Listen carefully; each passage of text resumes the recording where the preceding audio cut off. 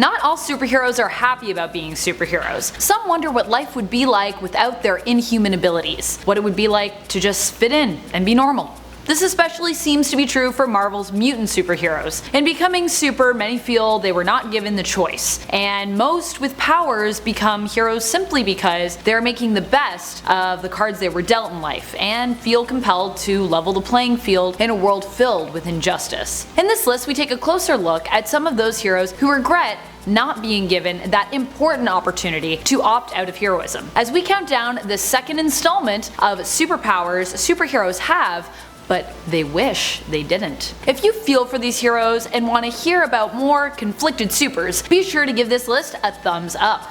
But before we dive into this list, a word from this video's sponsor, CyberGhost VPN. CyberGhost VPN is dedicated to protecting your privacy and your security while online. You might be wondering, what is a VPN? It's a service that will help access geo-blocked games and grant you the freedom to stream from over 35 different streaming services. Not only this, but CyberGhost VPN also works to protect your privacy while giving you an extra layer of security when using public Wi-Fi and when torrenting. With no caps or throttling, this service will leave you enjoying consistent high speeds, allowing you to enjoy your streams without. It also includes safety features which block malicious websites, ads, and tracking. And if you're not a tech head like me, don't worry.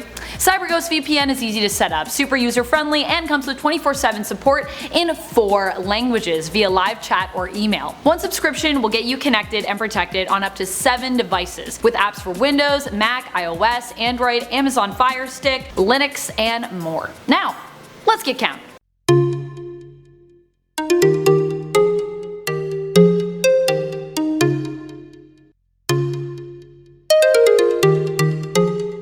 Number 10. Deadman. Boston Brand was a famed trapeze artist when he met his end, and was either imprisoned or given a chance to find his killer, depending on the narrative you're following, by Hindu goddess Ramakrishna. No longer belonging to the land of the living, he is a ghost who has the ability to possess others and use their bodies at will. Boston struggles with his lust for the physical realm and living, and his want to be a good person and hero, although he finds heroism easier while not being on the mortal plane in the New 52. His prime Earth self once possessed a man simply to selfishly live out his old life and become a talented circus performer again. Yeah, this ended when the man killed himself in order to save Batman, who desperately needed Deadman's help.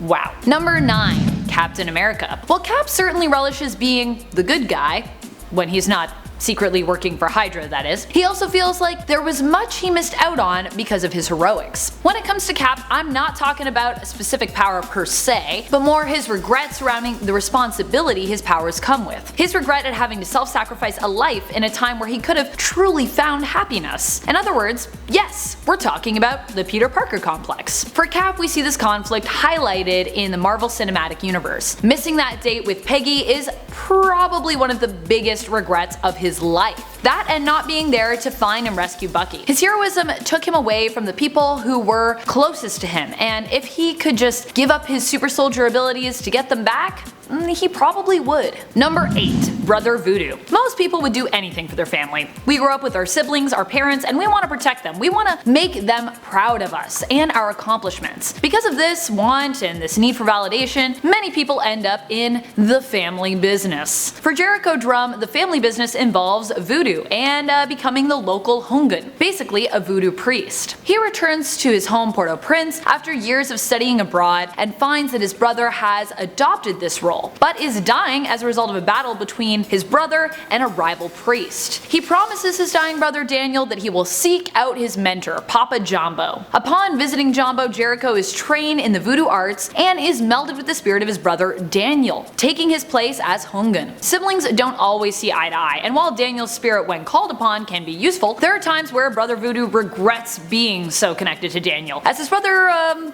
doesn't always make the best choices. Like, I love my siblings too, but I wouldn't necessarily want their spirits possessing my body. Number 7. PSYLOCKE. You know what they say, there is nothing like meeting your future self to make you regret all of your life choices. At least if you're PSYLOCKE, you might say that. PSYLOCKE is an amazing superhero most of the time, working as a member of the X-Men and an on-again, off-again team member of X-Force. After meeting herself 30 years in the future in Uncanny X-Men Volume 1, PSYLOCKE realizes that her abilities combined with her determination turned her into one of the most ruthless women in the future, who is responsible, along with the X-Force, of stopping Apocalypse and then continuing to murder potential threats everywhere. Though the future X-Force claim it is for the world's protection, especially Wolverine, PSYLOCKE recognizes it as murder and tries to kill herself to stop it. Don't worry though, as with most time travel plots, everyone survives and it all works out in the end. Number 6. Jessica Jones. As much as Jessica Jones is a strong, badass lady, there are definitely times she regrets having superpowers. Whether you are looking to the comics or her Netflix series, Jessica Jones has some major issues with the fact that superpowers put a target on your back. A sweeter example is she gives up heroics for a while in the comics to raise her and Luke Cage's baby. A more terrifying example of reasons why she is deliberating involves the PTSD she suffers from as a result of her run-in with the Purple Man, a villain who can control your mind and make you do whatever he likes. And unfortunately for Jessica, he takes a shine to her and enjoys having her around, playing with her and often torturing her.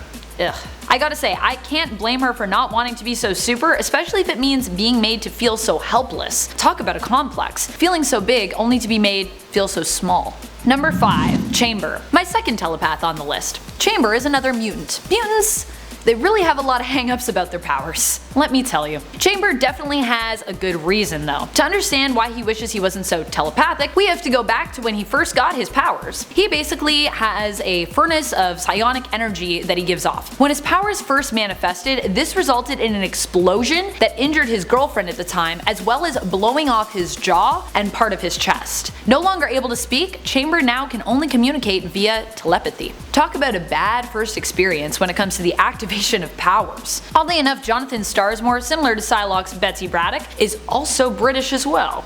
Weird. Number 4. Buffy the Vampire Slayer. Buffy has always had a hard time accepting her powers and responsibility. Whether we are talking in comics, TV series, or the film version of Buffy, she has always wanted to just be a normal teenage girl. Unfortunately, instead, she must protect the world from vampires and other things that go bump in the night as the chosen one. As the saying goes, in every generation there is a chosen one. She alone will stand against the vampires, the demons, and the forces of darkness. She is the Slayer. And like many superheroes before her and after her, she is destined to miss many a date night and school test as a result. Not to mention, how many times has Buffy had to die to protect the world? Would be nice if she could, take a break from that and be there with her family and friends, or even just not be resurrected and left to rest in peace. Buffy is definitely a hero who would trade in her super strength for a normal day in the life of a teenager, as long as that helpless teenager's biggest problem is what to wear to the prom and, not fleeing vampires. Number 3. ROBOTMAN. I see Sasha's cyborg on part 1 and I raise you with DC's other cyborg and original member of the Doom Patrol, ROBOTMAN. Clifford Steele was a thrill seeker turned NASCAR driver when he crashed and was transformed into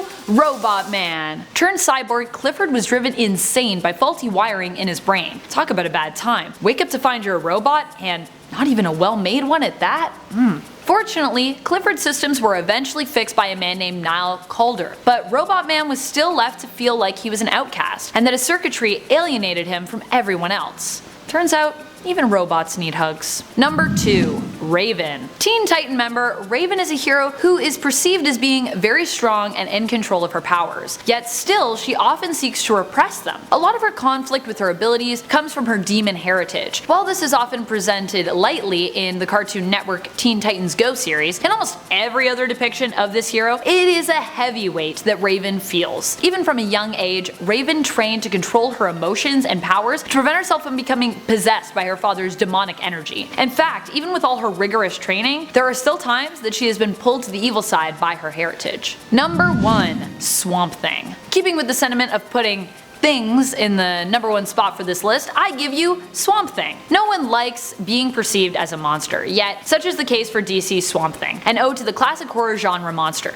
The saddest thing about Swamp Thing is just that he is sad. Alec Holland was a scientist and sometimes is portrayed as a botanist, when after an accident he was thought dead, but really his consciousness and sadness was just absorbed by the swamp, which became sentient and he became the Swamp Thing. Not only is this a hero who wishes they didn't have powers, they mostly just wish they weren't at all. Swamp Thing is often ostracized and thought to be a terror, which only makes a sadder Swamp Thing. Add in some pollution and you've got a recipe for a regretful monster-like hero. Thanks for watching, Nerd Squad. I hope you enjoyed this super sad hero list. Can you think of some other superheroes who regret their superpowers or taking on super responsibilities? Let us know in the comments below. And remember to like, share, and subscribe, as well as hit that bell. This is Top 10 Nerd, and I'm your host Amanda McKnight, reminding you till next time to stay nerdy, YouTube.